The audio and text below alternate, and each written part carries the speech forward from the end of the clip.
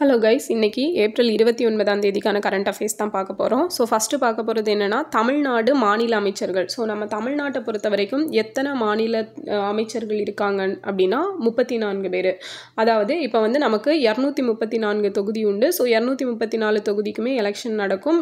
Ministers வந்து select பண்ணுவாங்க. But இந்த மினிஸ்டர் அந்தஸ்தில் இருக்கக்கூடியவங்க அப்படின்னு பார்த்தோன்னா ஓவராலாக இப்போ 234ல் 15% தான். ஓகேவா, மொத்தமாக இருக்கக்கூடிய மெம்பர்ஸில் 15% தான் வந்து அமைச்சர்களாக இருக்கணும் அப்படிங்கிறது தான் ரூலு.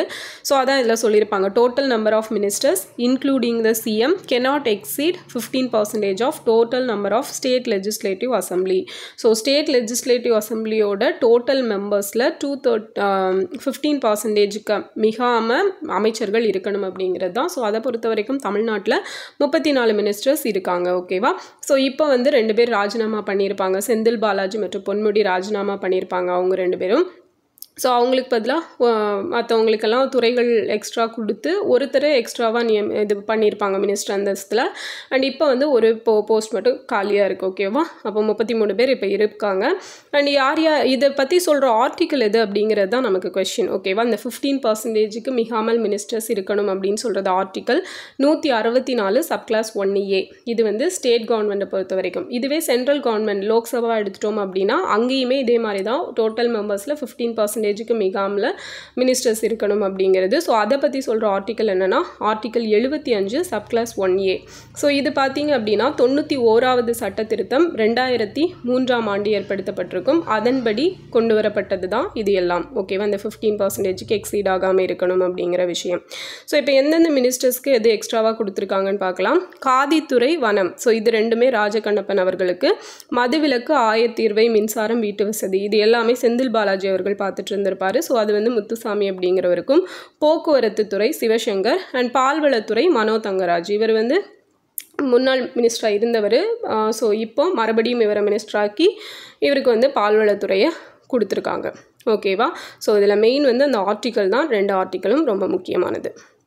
அடுத்தது 26 ரஃபேல் போர் விமானங்கள். ஸோ 64,000 கோடிக்கு வாங்குறதுக்கு ஒப்பந்தம் போட்டிருக்காங்க இந்தியா. யாரு கூட அப்படின்னா ஃப்ரான்ஸ் கூட. ஸோ ஆல்ரெடி வந்து நம்ம ஒரு 36 ரஃபேல் போர் விமானங்கள் வாங்கியிருப்போம். 2016 ஒப்பந்தம் போட்டு வாங்கியிருப்போம். இந்த 26 போர் விமானங்களையும் 2030க்குள்ளே ஒப்படைக்கிறோன்னு சொல்லியிருக்காங்க டசால்ட் ஏவியேஷன் அப்படிங்கிற நிறுவனம். அடுத்தது தமிழ்நாடு கந்துவட்டி தடை சட்டம் எப்போ அப்படின்னா 2003. ஸோ இது வந்து எடிட்டோரியல் பேஜில் கொடுத்துருந்த ஒரு டேட்டா. அடுத்தது கலைஞர் பல்கலைக்கழகம் எங்கே அமைய இருக்குது அப்படின்னு பார்த்தீங்கன்னா கும்பகோணத்தில் அமைய இருக்குது. ஸோ இது பாரதிதாசன் யூனிவர்சிட்டியிலேருந்து இந்த கலைஞர் யூனிவர்சிட்டின்னு தனியாக ஸ்ப்ளிட் பண்ணி கொண்டு வர போகிறதா சொல்லியிருக்காங்க. ஸோ பாரதிதாசன் யூனிவர்சிட்டி எந்த இயர் ஸ்டார்ட் பண்ணியிருப்பாங்க அப்படிங்கிறத கமெண்டில் சொல்லுங்கள். அப்படியே பாரதியார் யூனிவர்சிட்டியையும் சொல்லுங்கள். ஓகேவா, ஸோ இன்னும் பார்க்கணும் அப்படின்னா மதுரை காமராஜர் யூனிவர்சிட்டி வந்து 1966 வந்து ஸ்டார்ட் பண்ணியிருப்பாங்க. பட் அதுக்கு நேம் எப்போ காமராஜர் பெயர் சூட்டப்பட்டிருக்கும் அப்படின்னா 1976 வந்து சூட்டப்பட்டிருக்கும். ஓகேவா, ஸோ பெரியார் யூனிவர்சிட்டி பார்த்தீங்க அப்படின்னா 1997. திருவள்ளுவர் யூனிவர்சிட்டி வந்து 2002.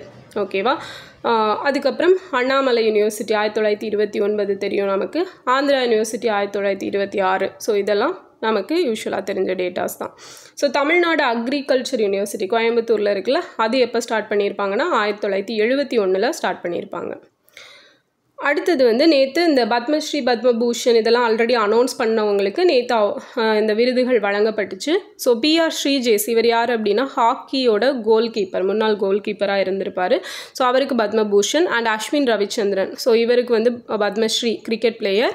ஹர்விந்தர் சிங் இவரும் பத்மஸ்ரீ பேரா வில்வித்தை போட்டி. ஸோ இவர் பார்த்தீங்க அப்படின்னா பாரிஸில் நடந்த பேராலிம்பிக் வில்வித்தையில் வந்து கோல்டு மெடல் வின் பண்ணியிருப்பார். அடுத்தது நம்ம அஜித் குமார் அவர் இருக்கார் இல்லையா, ஸோ அவருக்கு வந்து பத்மபூஷன்.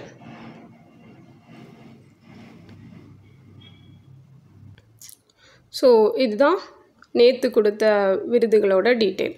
அடுத்தது மின்சாரத்தை கடத்தக்கூடிய CA எலக்ட்ரோத்ரிக்ஸ் யாக்கோனென்சின் அப்படிங்கிற ஒரு பாக்டீரியா. ஸோ இந்த பாக்டீரியாவை யார் கண்டுபிடிச்சிருக்கா அப்படின்னா US அமெரிக்காவை சேர்ந்த விஞ்ஞானிகள் கண்டுபிடிச்சிருக்காங்க. ஓகே, ஸோ அப்போ மின்சாரத்தை கடத்தக்கூடிய பாக்டீரியா என்னென்னா எலக்ட்ரோத்ரிக்ஸ் யாக்கோனென்சிஸ். ஸோ ரொம்ப முக்கியமானது. அடுத்தது ஸ்க்ராம்ஜெட் அஞ்சினின் தரை சோதனை. ஸோ இந்த ஸ்க்ராம்ஜெட் அஞ்சின் அப்படிங்கிற ஒரு இந்த ஏர் டு ஏர் மிசைல் மாதிரிப்பட்டது. இதை யார் டெஸ்ட் பண்ணியிருக்காங்கன்னா DRDO. ஸோ நமக்கு தெரியும் DRDO அப்படிங்கிறது 1958 ஸ்டார்ட் பண்ணப்பட்டிருக்கும் இல்லையா. அடுத்தது இன்டர்நேஷ்னல் இயர் ஆஃப் கோஆப்ரேஷன், கூட்டுறவுத்துறை, அதுக்கான இயர் பார்த்தீங்க அப்படின்னா 2025. ஸோ இது ரொம்ப முக்கியமானது, ஆல்ரெடி பார்த்துருப்போம் நிறைய டைம். அடுத்தது 11th BRICS labour and employment ministry meeting எங்கே நடந்துச்சு அப்படின்னா பிரேசிலில். ஓகேவா. ஸோ இது வந்து பிரிக்ஸுக்கு கீழேயே ஒவ்வொரு மீட்டிங் தனித்தனியாக நடக்கும். ஸோ பிரிக்ஸ் அப்படின்னு பார்த்தோம் அப்படின்னா இது வந்து ஃபஸ்ட்டு BRIC பிரிக் அப்படின்னு தான் இருக்கும். 2001 வந்து ஃபார்ம் பண்ணியிருப்பாங்க. அண்ட் இதோட ஃபஸ்ட்டு மீட்டிங் வந்து 2009 வந்து நடந்திருக்கும். அண்ட் 2010 தான் இதில் சவுத் ஆஃப்ரிக்கா வந்து ஜாயின்ட் ஆகிருப்பாங்க. அதுக்கப்புறம் இதோட பேர் பிரிக்ஸ் அப்படின்னு சொல்லி சேஞ்ச் ஆகிருக்கும். ஸோ அதுக்கப்புறம் பார்த்தீங்க அப்படின்னா 2024 இதில் ஒரு 4 கண்ட்ரிஸ் வந்து சேர்ந்துருப்பாங்க. யாரெல்லாம் அப்படின்னா UAE, Iran, Egypt and Ethiopia. ஓகேவா. So 4 countries, Iran, UAE, Egypt and Ethiopia. ஓகேவா. So 4 countries. அண்ட் ரீசெண்டாக 2025 ஒரு கண்ட்ரி சேர்ந்துருப்பாங்க. யார் அப்படின்னா இந்தோனேஷியா. ஸோ இதுவுமே நம்ம நிறைய டைம் பார்த்துருப்போம். அண்ட் இதோட 16வது பிரிக்ஸ் சம்மிட் எங்கே நடந்துச்சு அப்படின்னா 2024 ரஷ்யாவோட கசான் அப்படிங்கிற பிளேஸில் தான் நடந்திருக்கும். ஓகே. ஸோ 17th மீட்டிங் வந்து ரியோ டி ஜெனிரோவில் நடக்க போகிறதா சொல்லியிருக்காங்க. ஸோ 15th மீட்டிங் வந்து பிரேசிலில் தான் நடந்திருக்கும். ஓகே. அடுத்தது சிப்ரி ரிப்போர்ட் 2024. ஸோ இது என்ன அப்படின்னா இது வருஷம் ரிலீஸ் பண்ணுவாங்க.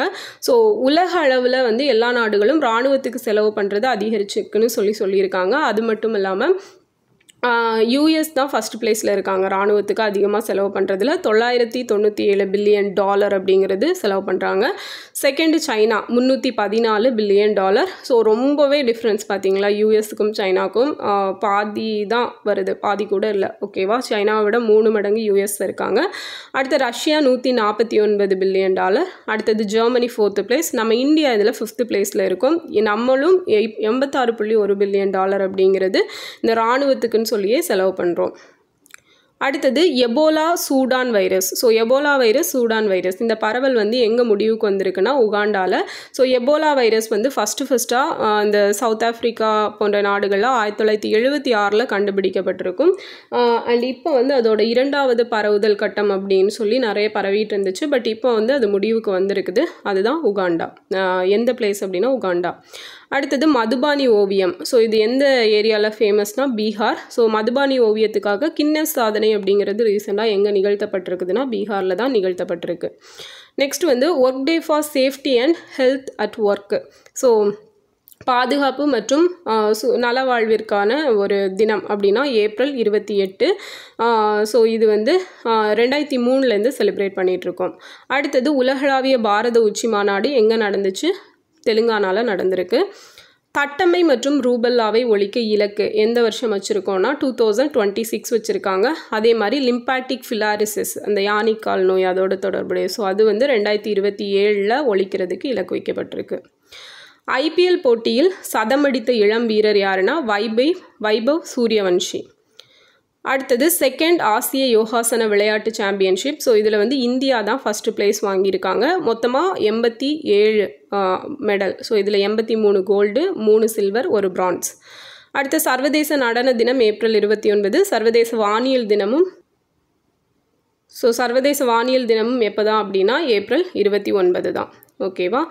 ஸோ இதுதான் வந்து இன்றைக்கான கரண்ட் அஃபேர்ஸ். டேட்டாஸ் யூஸ்ஃபுல்லாக இருந்திருக்கும்னு நினைக்கிறேன். கேட்ட கொஷின்ஸ்க்கு மறக்காமல் ஆன்சர் பண்ணிடுங்க. நெக்ஸ்ட் வீடியோவில் பார்க்கலாம். தேங்க்யூ.